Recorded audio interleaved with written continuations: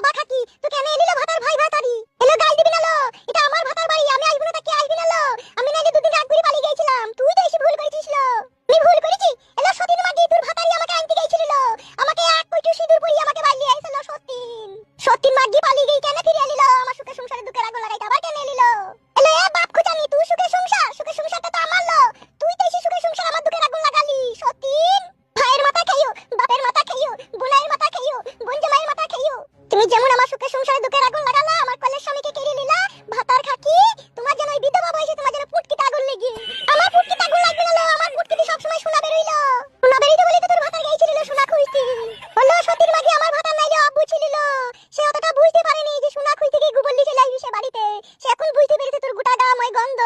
তুই পুরুষ কর মহিলা পুরুষ দেখলি তুই তার প্রেমে হাবুডুবু খাই যাস তার লিবার লেগে তুই দড়ি দড়ি বেড়াস তুই নোংরা চরিত্রহীন মেয়ে নাইলে তুই কি এক